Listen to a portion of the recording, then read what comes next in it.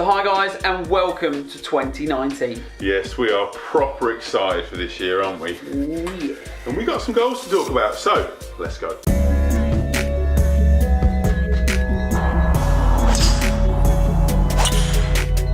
So sealed within this jar are 3 sets of goals for this year. So we've got goals for the channel that we've both done, goals for each of the projects, and some fitness goals for each of us as well. Yeah, definitely. So we're going to talk through today the personal goals, the fitness goals, and maybe a special goal that we've each got at the end. Yeah. We're not going to talk about the channel goals because we want to see how we get on with them. We're going to use them as kind of like an egg to see how we get on getting them this year. Simon, start with project left goals. Okay, project left goals, right. I'm going to have to refer to the old phone here because we've got it written down. So, first project left goal was before the knee, to get to single figures left-handed.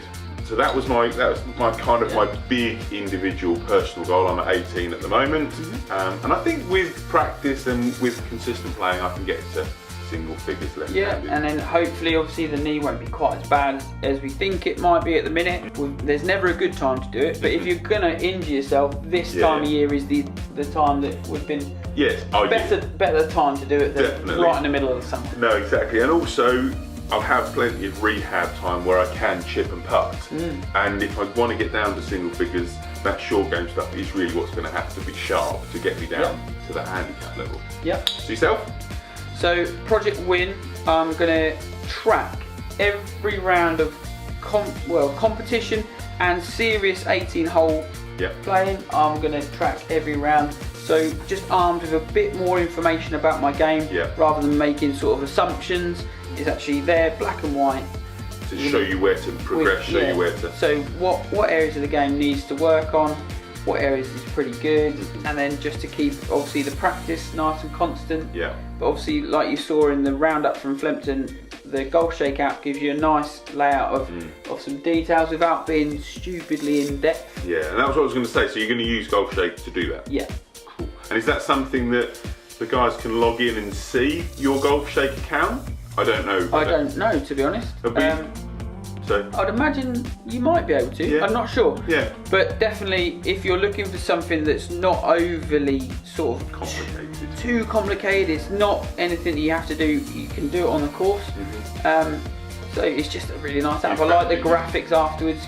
It does send you a yearly thing as well. So like, this is how many rounds of golf you've played. This is how many shots. This is your average putts, etc. Does it give you a virtual handicap on their system? Yeah. So I've set it at what I turned pro off, which was I think I turned pro off 3.6. Yeah. So I've set it at that, and then it goes up and down from there. Cool. It's good then, isn't it? Yeah. Good one. Right. Next one for me was to have an eagle. Yes. So part of the thing for getting an eagle is to increase distance. Because when I first started left-handed, I wasn't reaching any of the par 4s and certainly wasn't getting anywhere near the par 5s in 3, let alone 2. So one of the reasons for kind of focusing me towards getting an eagle is obviously increasing that distance. So the work that we did, which hopefully hasn't been undone with the super speed stuff, which I think was starting to come to fruition a little bit, wasn't it? Certainly definitely hitting it further.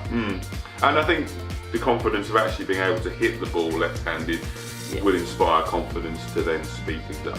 So so quite an interesting goal. I'm not sure if I'll get it, but something to shoot for, isn't it? Sneaky hole in one. Oh, that'd be nice, wouldn't it? Will be if we're playing. Yeah, we'll be with the cameras on, definitely. Next one for you? So I'm going to set myself a scoring average. Instead of a handicap, I'm going to have a scoring average. I believe personally it's a better way of doing it. Handicaps are okay, apart from they're geared very much in your favour to improve, which is great. But for me, I need to know, like, it's going to be numbers based. It needs to be that way round. So I'm going to set it at 77 for the season and see how we get on. Now, I understand you're going to say, well, that's over par.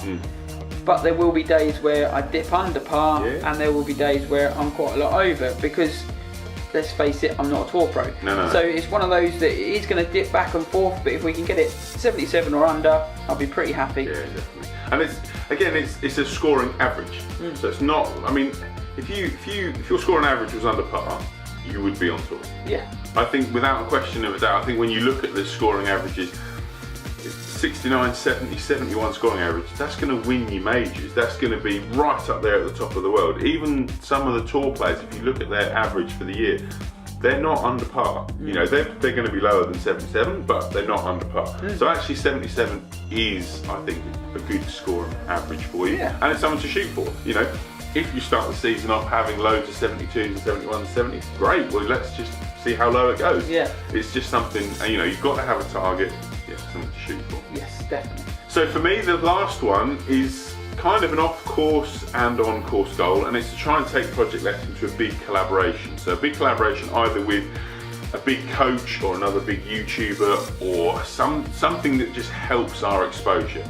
We obviously enjoy making the videos, and we really appreciate everybody that watches. We've just hit 700 subscribers and we're very close to 750. Yeah. And we're really thankful to everybody that comments, everybody that engages. It's been a very good year in terms of that side of the growth. It has been a good year, and that's something that we want to continue growing for 2019. It opens more doors when you've got more subscribers and more people engaging with your content. And so to take Project Left into a big collaboration, I think it's something that will interest coaches and other YouTubers and content creators, and hopefully we get them. We'll get there. And yeah, quite a simple goal, but yeah, something to make me work harder. So my third one is, and we've spoken about this before, is to relax and enjoy myself more on the golf course. Now, that seems like such an easy goal to achieve, but not always the case with me, because I want to do, and it doesn't really matter what I do it in. If I want to do something, I want to do it well. If I don't do it well, it annoys me, and that is just part of me. Like, that is how I'm wired up. If I can't do it well, it bugs me, and it drives me nuts. And I do get angry on the golf course, probably too angry than I should get.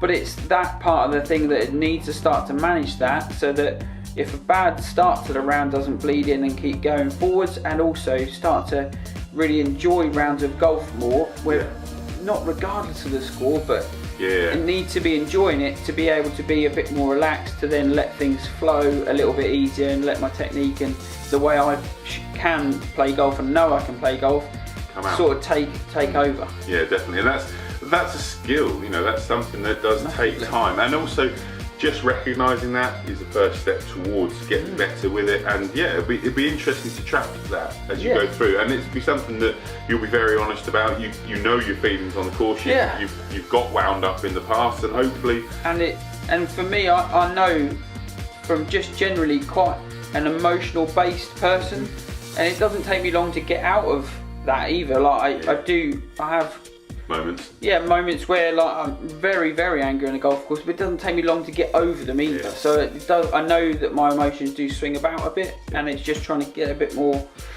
duck on the pond. Yes, exactly. Situation. And again, that's a skill. That's something you're going to develop this year. A few audio books, I think, on some holidays. Always good, isn't it? Let's quickly go through the fitness goals. I'm going to do all three of mine, and then we'll do all three of yours. So I think I've kind of mentioned some of these already in other videos, but I want to get to a 6-minute plank. It's quite a big goal. So 6-minute plank position is a goal. Level 12 on the bleep test. I should be doing a bleep test this week. We're obviously not going to be doing that. So I might not be doing a bleep test till March or April, which then only leaves me 8 months to try and improve it. But yeah, to try and get to level 12 on the bleep test. And then the last goal was to try and dunk. That was the goal, to vertical jump. And again, alright, if you jump off the other leg. Yeah, but I don't want to land on the left leg. So yeah, again, these goals were set before the injury, and they are set. You know, they're in the jar. We're going to see how we get on with them. And yeah, I don't know about the fitness at the moment, because until we get the MRI together, until we get the prognosis of how we're going to go forward and fix this, I don't know how long it's going to be. There we go. Fingers crossed it's not as bad as we hope. So my 3 fitness are: first, finish Manchester half marathon. Just get to the line. Yeah, definitely. Just get to the line. So that's number 1. Number 2, here at work, gonna speak to the boys and get them golf specific workout that I can do at least twice a week here. Working more on, I want to work on range of flexibility and strength work. Don't really want to do much cardio here because I want to keep the running for outside. So that's number 2, and number 3 is coming from where we did 10k, Adnams 10k this year. I was at 1 hour and 15 minutes. Yeah, roughly. Yeah. About that. I want to run it in under an hour. It's a lot of time to take off. In an event, or just do it at some point? If I can't get into that event, then just do it at some stage. But it will be like, right, I'm going to do it on this day. Yeah. If not, it will be Adnams. Which we're going to try and get into again. Right? So yeah, try and do that so I can know like it's the same course. I like that. That's a good challenge. That's a good challenge because the half marathon is, you've never run that distance. And you won't have run that distance before the day, will you? I can't imagine you'll do that distance in training. No, I don't. You don't plan to at the moment? Like I would probably say I'd get to 10 miles, I reckon, and then with the start and egged on at the finish, I think that 3 miles will sort of blend into. Yeah, it should sort itself out. And again, that's just the finish. Just get to that line, get it done. There's going to be a lot of emotions on that day, so trying to think about time as well is going to be tough. Yeah, I think it's just get to the other end and see what But if you're training for a shorter distance and a time, that helps the whole training process. So. Yeah, so I think an hour for 10k would be where it's at. I know from when we did it last time, I wasn't bad at the end. Like we just walked away and it was fine. I wouldn't say I really pushed myself to the point where I got to the end and couldn't stand up. No, you probably could have done it in maybe 5 minutes quicker that day. In hindsight, but you didn't know. Again, that was just you hadn't run 10k before, so it's just getting across the line. Yeah. So there you go, those 3. Yeah. So those are the fitness goals, and we now have one special goal in here each. Yeah. Mine is to help you get your win. Right. Because I don't think I'm going to be playing golf anytime soon. So I'm going to obviously do whatever I can to help you get that win. Tour school qualifying, so East Region qualifying is coming up. Yeah. You're going to be in that, aren't you? So we've got 3 months to prepare for that. And yeah, just being whatever capacity that I can be in to help get that win, because I think you're good enough. I think you think you're good enough. It's just a case of getting. It's just having that even keel day where everything sort of flows a little bit easier than it has done in the past few months. Yeah, exactly. And obviously I've got young family and all that other fun stuff which just goes on. I don't have any particular goals for family stuff because it's pretty settled, to be honest. And you're ever changing. And one's getting bigger and the other one's getting even bigger. Yeah, so that just I don't have any goals for that. I just ride it and see where it takes you. It's just fun the whole time. So my special one is our first year of being married, me and Claire. So we are going to travel as much as we possibly can this year, do as many things together, clock up as many memories as possible in year 1, and that's just the thing we've decided to do this year, was just book as many things we want to do this year and do as much as we can. Yeah, rather than think, we could do that, just if you can do it, just do it. And that's a good lesson for life, a good motto for life. If you have an opportunity, try and say yes. There's a lot of this yes theory about, you will be happier if you do the things you want to do, and there's no reason not to. That's it. So there we go. Quite a long video in the end there, but hopefully just one that sets the stall out for 2019. It's going to be a great year. It's going to be a great year. We're starting the year off. Obviously, the injury hasn't sort of helped things. No. But it won't stop anything going forwards. No. We've got obviously the French trip coming up. Then hopefully later in the year something UK based that we can get a few more people involved in, and Simon can definitely be playing. Whereas for France, we're just hoping that the scan's okay, and then we'll be alright for France. Yeah, we're not sure about France. Is on the fence at the moment. I'm definitely going. There's no question about that. I'm there, but what capacity I'm going to be in. Cheap wine tester, if nothing else. Well, I'm quite partial, yes. So guys, thank you very much as always for watching. If you've stuck around to the end, thank you very much. Why not hit the old like button and the subscribe button if you've made it to the end of this video and you're not subscribed. I think you should think about subscribing, because you've done very well with just Yes. us standing here talking. Yeah. And guys, as always, thanks a lot for watching, and we'll see you down here at PGA Live 365 again very soon. Bye bye.